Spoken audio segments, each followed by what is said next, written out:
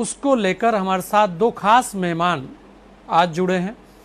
हमारे साथ उत्तर प्रदेश प्रयाग राज्य से केपी सिंह जी हैं जो आईजी हैं वहाँ पे, और हमारे साथ उत्तराखंड से डीआईजी रिद्धिम अग्रवाल जुड़ी हैं जो एसडीआरएफ को देखती हैं।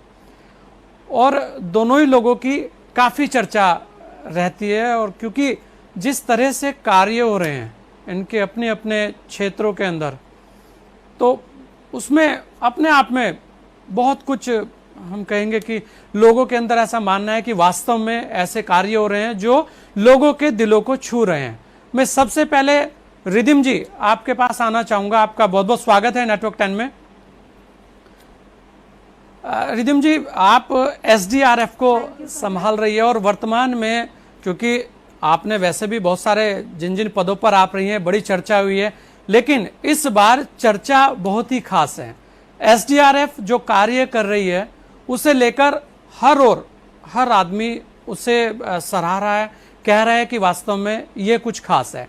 तो वर्तमान में आपको क्या क्या चुनौतियां और लग रही है, और कैसे एसडीआरएफ आगे की चुनौतियों से निपटने के लिए तैयार है? रिद्धिम जी।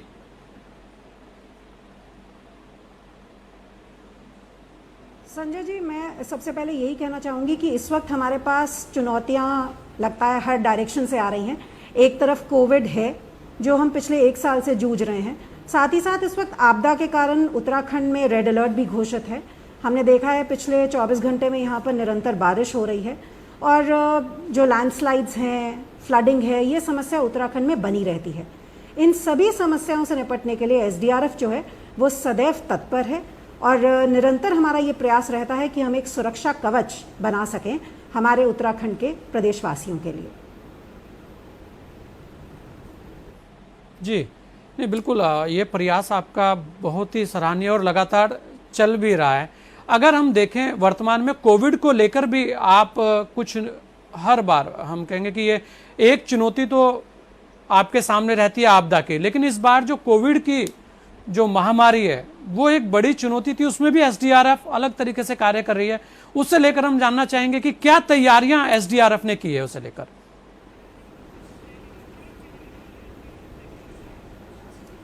संजय जी, कोविड में हमने ये देखा कि रीसेंट ट्रेंड उत्तराखंड में ये था कि पहाड़ में भी संक्रमण जो है वो फैल रहा था।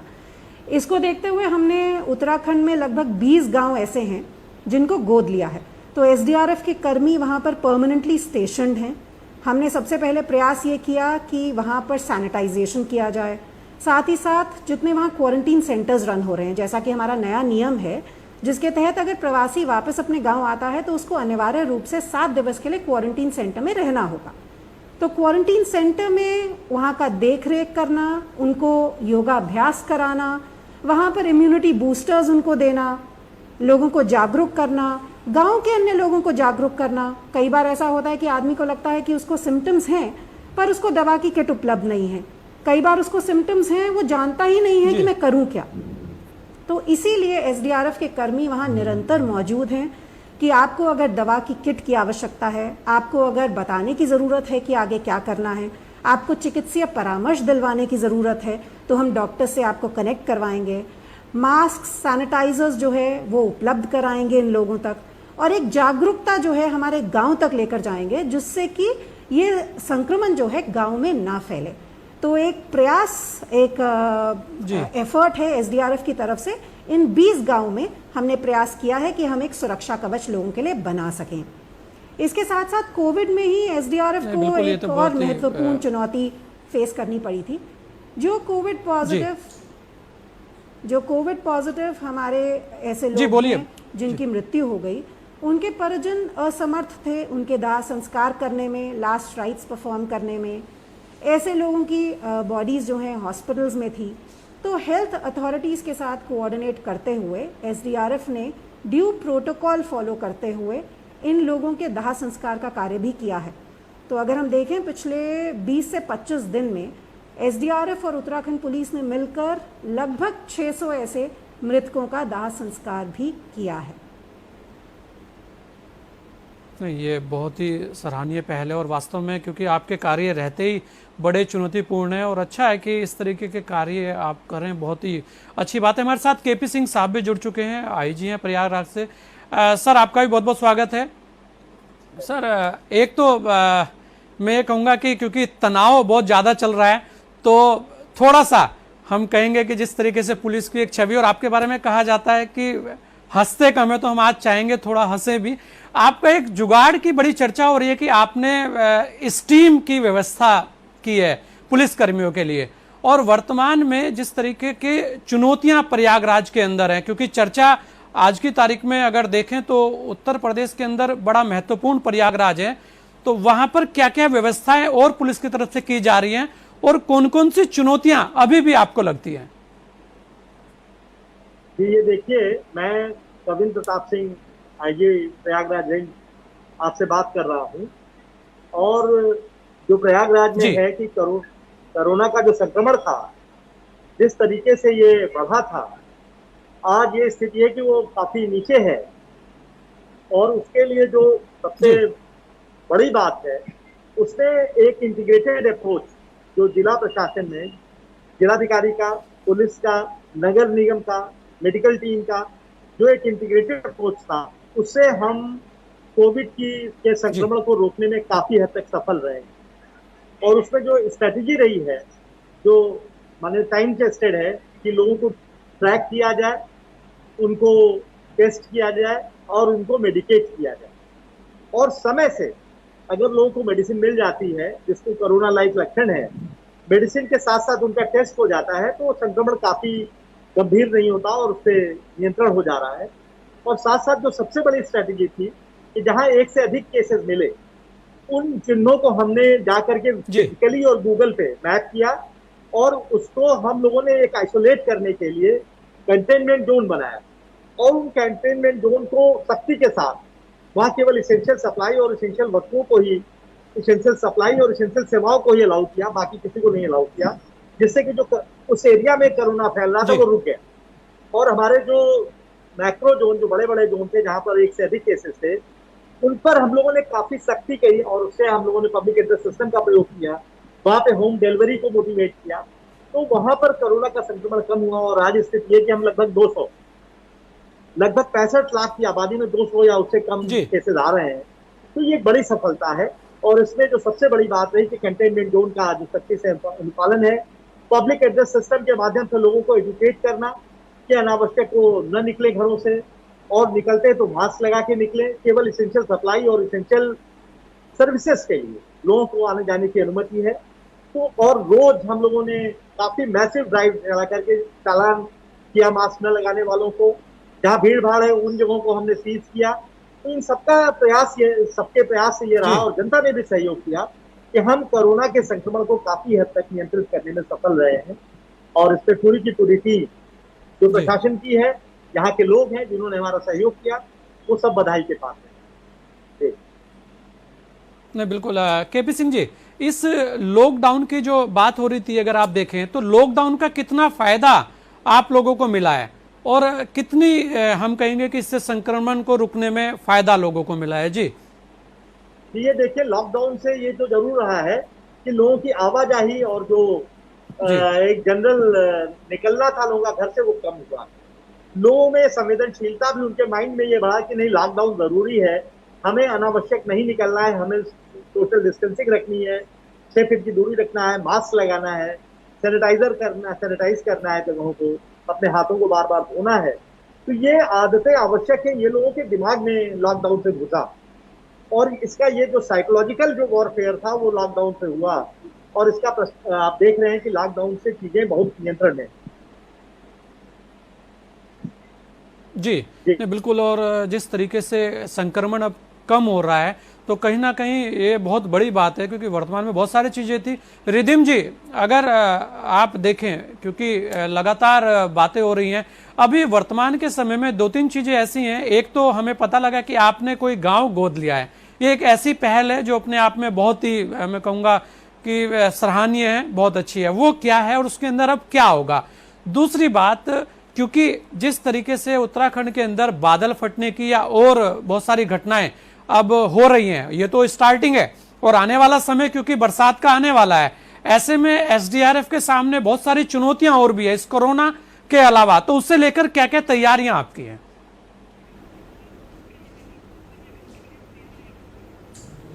संजय जी, जैसे मैंने पहले बताया था, एसडीआरएफ द्वारा उत्तराखंड में 20 गांव को गोद लिया गया है और हमारा मकसद यही है कि शासन द्वारा जो समय समय पर दिशा निर्देश जारी होते हैं, जो एसओपीज बनाई जाती हैं, उनका धरातल पर अनुपालन सुनिश्चित कर सकें। हमारे गांव में क्योंकि प्रवासी वापस आ रहे थे लॉकडाउन के दौरान, तो कोविड का संक्रमण काफ़ी स्प्रेड हो रहा था।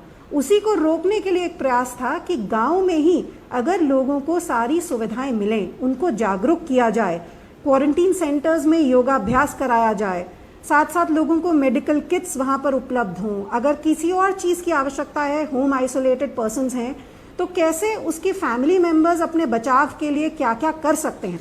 तो इस प्रकार से सभी लोगों को जागरूक करना, उनकी हर संभव मदद करना, यही हमारी एसडीआरएफ का प्रयास रहा है इन गाँव को गोद लेकर। इसके साथ साथ जैसे आपने कहा कि आपदा की स्थिति इस वक्त है, हमारे स्टेट में रेड अलर्ट भी घोषित है। हमारी सभी टीम्स अलर्ट पर हैं। जहां जहां से हमें कुछ भी ऐसी इंफॉर्मेशन प्राप्त होती है, हमारा प्रयास रहता है कि फर्स्ट रिस्पॉन्डर की तरह एक्ट किया जाए।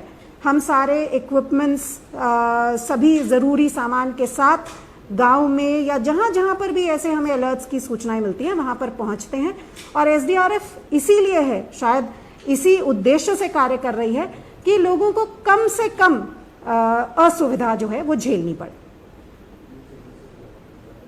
बिल्कुल। और रिधिम जी, एक सवाल और, वैसे तो आपका समय बहुत कीमती है, लेकिन क्योंकि बहुत सारी चीज़ें हैं और कम से कम उत्तराखंड बहुत ही महत्वपूर्ण है, ऐसे में जिस तरह से अब पब्लिक का विश्वास इस बार पुलिस के ऊपर बहुत ज़्यादा है, आप देखें तो कोई ऐसी घटना सुनने को नहीं मिली कि कहीं आपस में झड़प हुई हो, जबकि हमेशा ऐसा रहता था कि कहीं ना कहीं तनाव बन जाता था।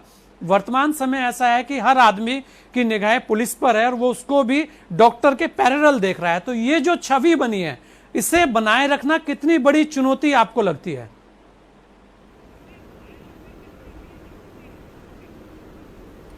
देखिए, पुलिस के लिए इम्पॉर्टेंट है कि वो हर प्रकार से इन्फोर्समेंट भी कर सकें, साथ साथ एक मानवीय दृष्टिकोण भी रखें।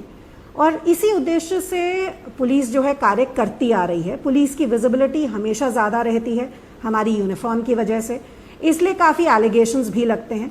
परंतु कोविड के दौरान एक मौका था कि हम अन्य विभागों की तरह, हम भी एक स्टेट गवर्नमेंट का ही पार्ट हैं, अन्य विभागों की तरह कंधे से कंधा मिलाकर लोगों की जितनी भी समस्याएं हैं उनको निदान हम कर सकें।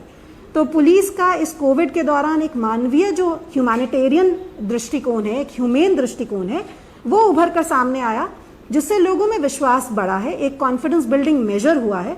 हम चाहेंगे कि पुलिस पर्सनल जो हैं आगे भी इसी प्रकार कार्य करते रहें और पब्लिक भी इसी प्रकार से पुलिस में अपना विश्वास जो है वो दिखाती रहे। बिल्कुल रिधिम जी, बहुत सारी चीज़ें हैं। रिधिम जी, एक चीज़ और कि वर्तमान में एसडीआरएफ जो कार्य कर रही है, उसके लिए ये कहा जाता था कि संसाधन उत्तराखंड में कम रहते हैं, लेकिन हम आपसे ही जानना चाहेंगे कि एसडीआरएफ के पास क्या संसाधनों की कमी है या संसाधन पूरे हैं और सारी चीज़ें दुरुस्त हैं?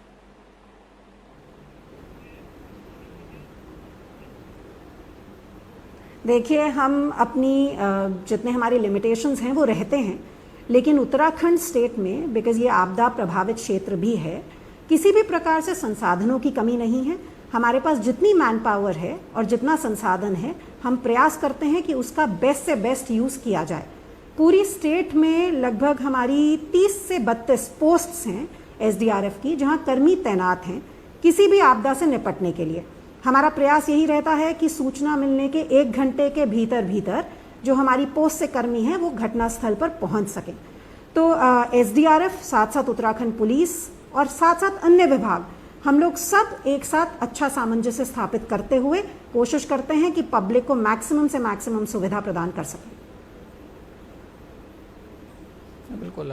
रिधिम जी, क्या अपील करना चाहेगी आप अपने मैं कहूँगा जो 20 गांव आपने गोद लिए उनके लिए भी और उत्तराखंड की जनता के लिए भी, क्योंकि कोरोना जैसी महामारी भी है, रेड अलर्ट भी है, आपदा की स्थिति भी है, तो क्या कहना चाहेंगे आप?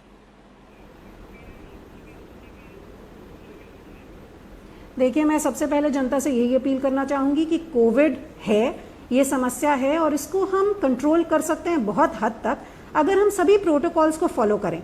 हम मास्क पहने, सैनिटाइज करें, सोशल डिस्टेंसिंग जो है वो बना के रखें और जितने लॉकडाउन के नियम हैं उनका भली भांति अनुपालन करें। हमें पुलिस का, प्रशासन का साथ इसमें देना है। इसी के साथ साथ आपदा के दौरान मैं यही कहूँगी कि आपदा में भी हम लोग को जब भी कोई सूचना मिलती है जो पुष्ट सूचना हो, तो हम अपने विभिन्न माध्यमों से, चाहे हमारा पोर्टल्स हैं, फेसबुक पेजेस हैं या हमारी वेबसाइट्स हैं, हम उसके माध्यम से लोगों तक पुष्ट सूचना पहुंचाते हैं। तो किसी भी प्रकार से रूमर्स पर विश्वास करके पैनिक ना करें। जो प्रशासन और पुलिस के द्वारा अलर्ट्स जारी किए जाएं उनका अनुपालन करें, हमारा सहयोग प्रदान करें। हम लोग सब आप सभी के लिए हैं। बिल्कुल, आपने अपना कीमती समय रिधिम जी हमें दिया, इसके लिए आपका बहुत बहुत धन्यवाद। तो ये रिधिम अग्रवाल थी जो डीआईजी हैं एसडीआरएफ उत्तराखंड के अंदर, और एक नई पहल की 20 गांव गोद लिए, उनके अंदर सभी व्यवस्थाएं देख रहे हैं। और उसके अलावा एसडीआरएफ के सामने आपदा भी बहुत बड़ी चुनौती उत्तराखंड के अंदर रहती है। कहीं ना कहीं आज स्थिति सभी के सामने कोरोना को लेकर भी उत्तराखंड लड़ रहा है, उसके अलावा आपदाओं से लड़ना भी उसके लिए बड़ी चुनौती है। कहीं ना कहीं सभी जितने भी लोग हैं उन्हें सोचना चाहिए कि अब जो स्थिति है उसके लिए मास्क बहुत ही जरूरी है। और हमारे साथ केपी सिंह साहब भी जुड़े थे, उन्होंने भी बहुत सारी चीजें बताई और अपने आप में जो उनकी पहल थी वो रंग लाई। और प्रयागराज के अंदर आज केस कम है, लेकिन इस सारे प्रयासों के अंदर अगर सरकारें प्रयास कर रही हैं तो हमारा फर्ज भी बनता है कि हम उस प्रयास के जो भी वो कह रहे हैं उसका पालन करें कम से कम। क्योंकि कोरोना की जिस तीसरी लहर की बात हो रही है, अगर वो आती है और हम लापरवाह रहेंगे तो जिस तरीके के दूसरी लहर के रिजल्ट हैं शायद उससे भी ज्यादा भयावह तब स्थिति हो सकती है। इस कार्यक्रम में इतना ही, दीजिए मुझे इजाजत। जय हिंद।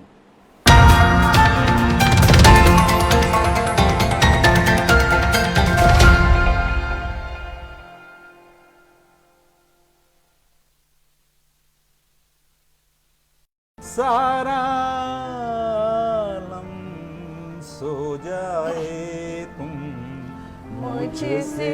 अब चाहे रब रूठे या बाबा, यार अब मैंने तो हाँ कर। उनको लगता है कि अगर यार कोई घर पे आ गया और ऐसे चले जाए तो धर्म पत्नी डिसाइड कर देती है कि कहाँ जाना है। जो पत्नी है वो तो आपकी अर्धांगिनी है, आपकी सुख दुख की साथी है।